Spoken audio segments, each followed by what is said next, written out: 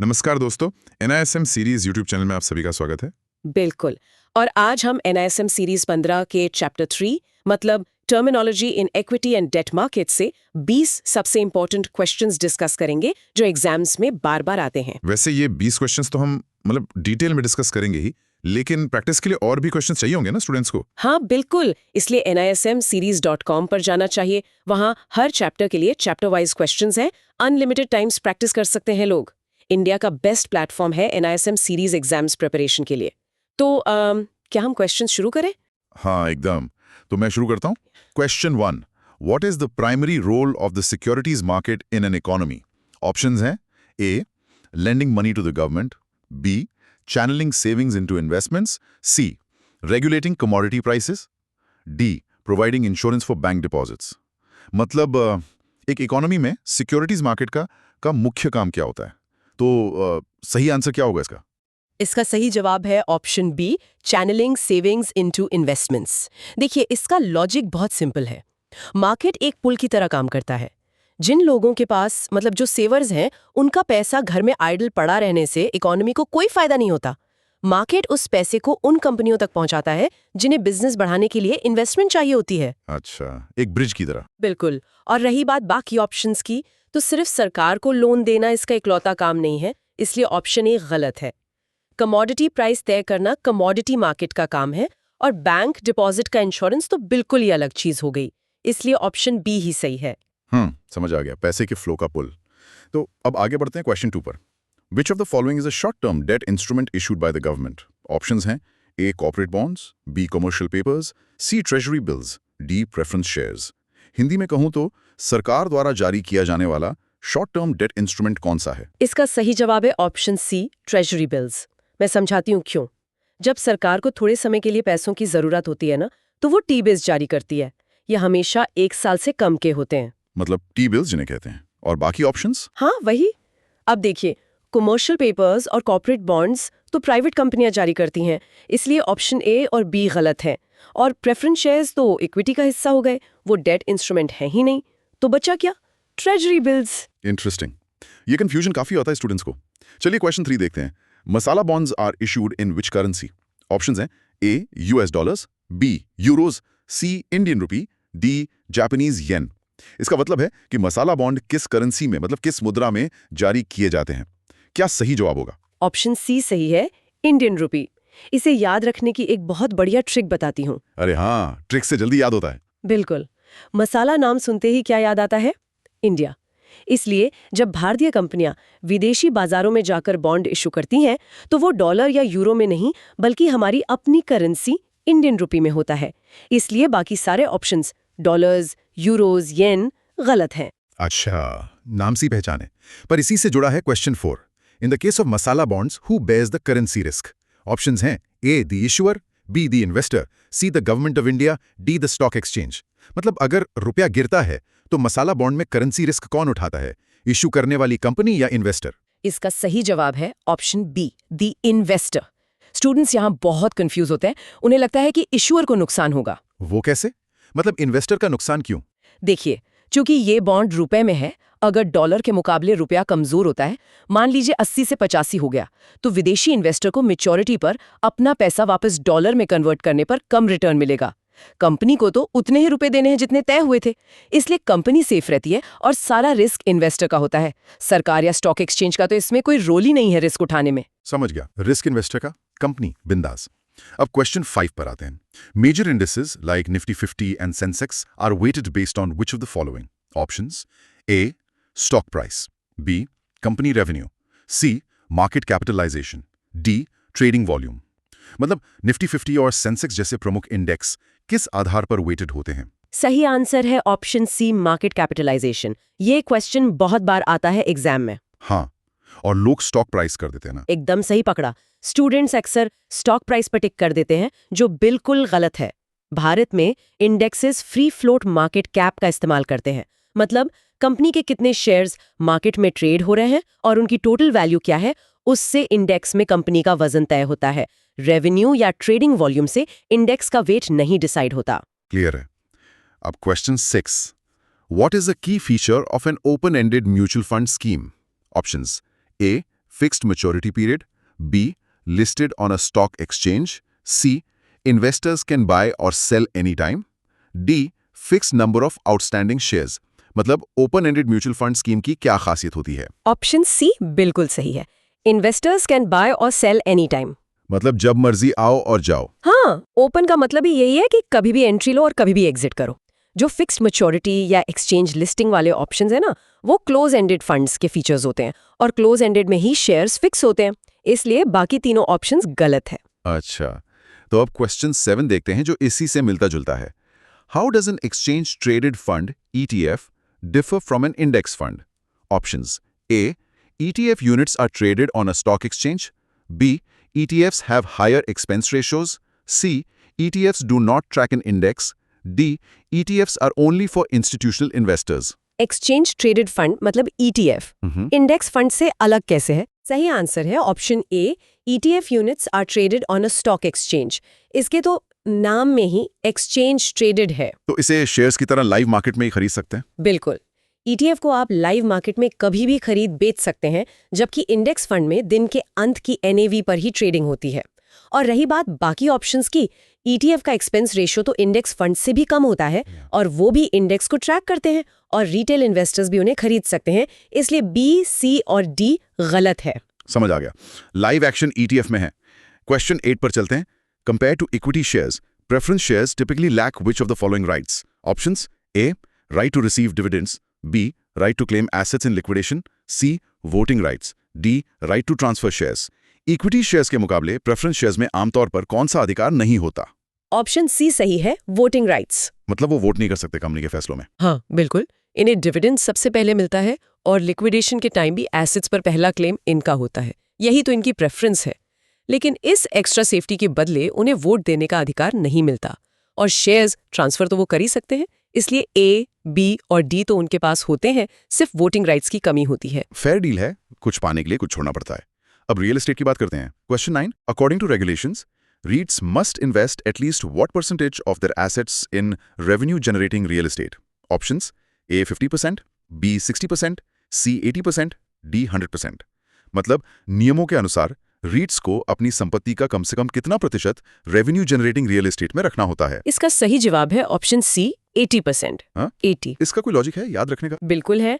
रीट्स का मुख्य काम रेंट से पैसा कमाना है, इसलिए 80% पैसा ऐसे तैयार प्रोजेक्ट्स में होना चाहिए जहां से लगातार किराया आ रहा हो।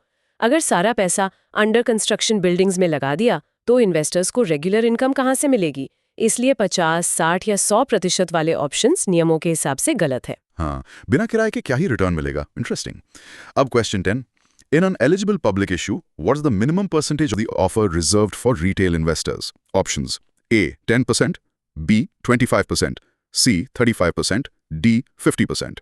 किसी एलिजिबल पब्लिक इशू जैसे IPO में रिटेल इन्वेस्टर्स के लिए कम से कम कितना हिस्सा रिजर्व होना चाहिए? सही जवाब है ऑप्शन C, 35%। अच्छा, मतलब हम जैसे आम जनता के लिए इतना फिक्स है? हाँ, सेबी के नियमों के अनुसार छोटे निवेशकों को मौका देने के लिए 35% हिस्सा उनके लिए फिक्स होता है। अगर ऐसा ना हो तो बड़े इंस्टीट्यूशंस ही सारा IPO खरीद लेंगे। इसलिए 10 या 25% बहुत कम है और 50% आमतौर पर QIBs के लिए होता है। क्लियर है ना? हाँ, बिल्कुल क्लियर। वैसे 10 क्वेश्चंस हो गए, थोड़ा सा ब्रेक ले लेते हैं क्या? हाँ, और मैं ये भी बता दूं कि अगर कैंडिडेट्स सोचते हैं कि सिर्फ ये 20 क्वेश्चंस देखने से काम चल जाएगा तो गलत है। प्रैक्टिस और भी चाहिए। NISMseries.com पर hundreds of questions हैं हर चैप्टर के, वो भी प्रॉपर मॉक टेस्ट के साथ। अनलिमिटेड प्रैक्टिस करें और अपना कॉन्फिडेंस बढ़ाएं। चलिए अब रिमेनिंग 10 क्वेश्चंस करते हैं। Considered an anchor investor in a public issue. Options: A, a retail investor buying on day one. B, a qualified institutional buyer investing at least 10 crore rupees. C, the promoter of the company. D, a foreign individual investor. Public issue में anchor investor किसे कहा जाता है? सही answer है option B, a qualified institutional buyer investing at least 10 crore rupees. मतलब वो जो कम से कम 10 करोड़ लगाते हैं। हाँ, ये वो बड़े QIBs होते हैं जो इतना बड़ा अमाउंट लगाते हैं। ये IPO को शुरुआत में ही एंकर यानी सहारा देते हैं। इससे रिटेल इन्वेस्टर्स का भरोसा बढ़ता है। रिटेल इन्वेस्टर, प्रमोटर या कोई इंडिविजुअल विदेशी एंकर इन्वेस्टर नहीं बन सकता, इसलिए बाकी ऑप्शंस एलिमिनेट हो जाते हैं। वाह, 10 करोड़ से कम में कोई एंकर नहीं बन सकता। चलिए, question 12। A rights issue is offered to whom? Options: A, general public; B, foreign institutional investors; C, existing share holders; D, company employees only. Rights issue में शेयर्स किसको ऑफर किए जाते हैं? इसका सही जवाब है option C, existing share holders. मतलब जिनके पास पहले से शेयर्स हैं? बिल्कुल। इसका लॉजिक समझिए। जब कंपनी नए शेयर लाती है तो टोटल शेयर बढ़ जाते हैं, जिससे पुराने शेयर होल्डर्स की ओनरशिप कमजोर हो सकती है। इसलिए पहला हक या राइट उन्हीं पुराने इन्वेस्टर्स को दिया जाता है कि वो सस्ते में शेयर ले लें। ये पब्लिक या एम्प्लॉइज के लिए नहीं होता, इसलिए बाकी ऑप्शंस गलत हैं। बहुत ही लॉजिकल है। ओनरशिप डाइल्यूट होने से बचाने का तरीका। अब question 13, what does an offer for sale OFS entail? Options: A, issuing fresh shares to the public; B, selling existing shares by share holders; C, offering shares at a discount; D, delisting shares from the exchange. Offer for sale यानी OFS में क्या होता है? सही जवाब option B है, selling existing shares by share holders. Students यहाँ बहुत गलती करते हैं एग्जाम में। वो फ्रेश शेयर्स वाले ऑप्शन ए में कंफ्यूज होते हैं ना? हाँ, उन्हें लगता है कि कंपनी नए शेयर्स ला रही है, पर OFS में कंपनी कोई नया शेयर यानी फ्रेश इशू नहीं बनाती, बल्कि पुराने प्रोमोटर्स या इन्वेस्टर्स अपने शेयर पब्लिक को बेचते हैं। और सबसे जरूरी बात, ये पैसा सीधा उन शेयर बेचने वालों की जेब में जाता है, कंपनी के पास नहीं। इसलिए ए, सी और डी बिल्कुल गलत है। समझ गया। पुरानी चीज बेचना, नया कुछ नहीं। Question 14. Which entity guarantees the settlement of trades on a stock exchange? Options: A, the depository; B, the stockbroker; C, the clearing corporation; D, SEBI. Stock exchange पर ट्रेड मतलब लेन देन के सेटलमेंट की गारंटी कौन सी संस्था देती है? Option सी सही है, द क्लियरिंग कॉर्पोरेशन। तो ब्रोकर का इसमें कोई रोल नहीं है गारंटी में? नहीं, ब्रोकर सिर्फ ट्रेड एग्जीक्यूट करता है। क्लियरिंग कॉर्पोरेशन बायर और सेलर के बीच में खड़ी होती है। अगर कोई मुकर जाए तो नुकसान ना हो, इसकी गारंटी यही देती है। डिपॉजिटरी शेयर्स रखती है और सेबी रेगुलेटर है। गारंटी का काम सिर्फ क्लियरिंग कॉर्पोरेशन का है। एकदम सेफ सिस्टम है। Question 15. Which are the two registered depositories operating in India? Options: A, RBI and SEBI; B, NSDL and CDSL; C, NSE and BSE; D, AMFI and CAMS. Bharat में कौन सी दो registered depositories काम कर रही हैं? सही जवाब है option B, NSDL and CDSL। बाकी के ऑप्शंस भी तो सुने सुनाए लग रहे हैं मार्केट में। हाँ, वो कंफ्यूज करने के लिए दिए गए हैं। NSE और BSE स्टॉक एक्सचेंज है और RBI और SEBI रेगुलेटर हैं। AMFI म्यूचुअल फंड्स की बॉडी है। शेयर्स को इलेक्ट्रॉनिक फॉर्म में सेफ रखने वाली तिजोरी का काम भारत में सिर्फ NSDL और CDSL ही करते हैं। अच्छा, मतलब digital locker. Question 16. Who acts as an agent between the investor and the depository? Options: A, the clearing corporation; B, the stock exchange; C, depository participant; D, the company promoter. Investors और depository के बीच agent का काम कौन करता है? Option सी सही है, depository participant, जिसे हम शॉर्ट में DP भी कहते हैं। तो हम सीधा NSDL के पास नहीं जा सकते अकाउंट खुलवाने? नहीं, हम सीधे उनके पास नहीं जा सकते। हमें DP के जरिए ही अकाउंट खोलना पड़ता है। जैसे बैंक की ब्रांच होती है ना, वैसे ही हमारे स्टॉक ब्रोकर्स DP की भूमिका निभाते हैं। क्लियरिंग कॉर्पोरेशन या एक्सचेंज से हम डायरेक्ट डील नहीं करते शेयर्स रखने के लिए। अच्छा, अब समझ आया ब्रोकर्स का एक और role. Question 17. How do futures contracts differ from forward contracts? Options है A, futures are traded OTC; B, futures are standardized and exchange traded; C, futures have higher counterparty risk; D, futures are not regulated. Futures contracts forward से कैसे अलग होते हैं? सही answer है option B, futures are standardised and exchange traded. मतलब उनके rules एकदम फिक्स होते हैं। बिल्कुल। फॉरवर्ड जो होते हैं ना, वो कस्टमाइज्ड होते हैं और OTC मतलब ओवर द काउंटर ट्रेड होते हैं दो लोगों के बीच। उनमें रिस्क ज्यादा होता है, जबकि फ्यूचर्स के नियम तय होते हैं, एक्सचेंज पे ट्रेड होते हैं और पूरी तरह रेगुलेटेड होते हैं। इसलिए बाकी ऑप्शंस गलत हैं। इंटरेस्टिंग। अब ऑप्शंस मार्केट की बात करते हैं। Question 18. What right does the buyer of a put option acquire? Options: A, buy the asset; B, sell the asset; C, hold the asset indefinitely; D, receive a fixed interest. एक put option खरीदने वाले को क्या अधिकार या right मिलता है? सही जवाब है option B, sell the asset. इसकी एक बहुत सिंपल मेमोरी ट्रिक है। वो क्या? पुट मतलब बेचने का अधिकार और कॉल मतलब खरीदने का अधिकार। और ध्यान रहे, ऑप्शन में ऑब्लिगेशन या मजबूरी नहीं होती, सिर्फ अधिकार होता है। इसलिए इंटरेस्ट मिलना या होल्ड करना, ये सब ऑप्शंस गलत हैं। पुट, सेल, कॉल, बाय एकदम सेट हो गया दिमाग में। Question 19.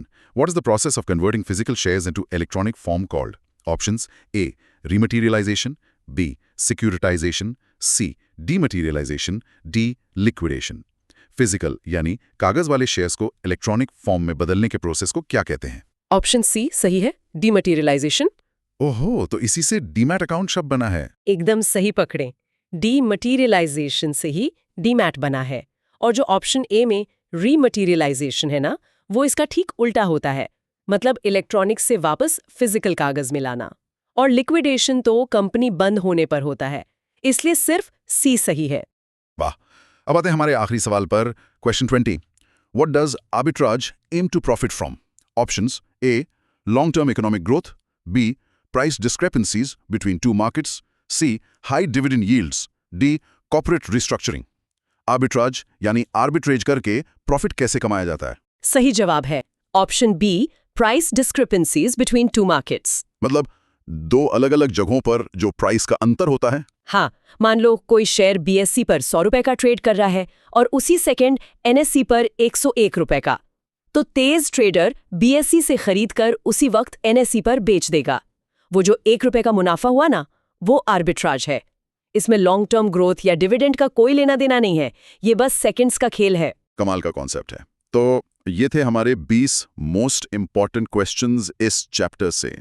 काफी डिटेल्ड डिस्कशन हुई, स्टूडेंट्स को इससे बहुत हेल्प मिलेगी एग्जाम में। हाँ, लेकिन अब एक्शन लेना पड़ेगा। Thank you for watching this video. मुझे उम्मीद है कि सब क्लियर हो गया होगा, और अगर और प्रैक्टिस करनी है, जो डेफिनेटली करनी चाहिए, तो nismseries.com पर जाएं। बिल्कुल, इंडिया का मोस्ट ट्रस्टेड प्लेटफॉर्म है NISM प्रिपरेशन के लिए। सारे चैप्टर्स के क्वेश्चंस, अनलिमिटेड मॉक टेस्ट, सब कुछ मिलेगा वहाँ। और अगर इस चैप्टर से कोई स्पेसिफिक डाउट है या कोई कंफ्यूजन है, तो कमेंट सेक्शन में जरूर लिखना। We will try to help. हाँ, एकदम। पर जाने से पहले एक सोचने वाली बात छोड़कर जाता हूँ। अभी हमने आर्बिट्रेज के रिस्क फ्री मुनाफे की बात की, लेकिन आज के दौर में जब सुपरफास्ट एल्गो ट्रेडिंग और AI आ गए हैं, जो मिली सेकंड्स में दोनों एक्सचेंजों का प्राइस बराबर कर देते हैं, तो क्या फ्यूचर में आम इंसानों के लिए आर्बिट्रेज का मौका बचेगा या सारा मुनाफा मशीनें ले जाएंगी? इस पर जरूर सोचना।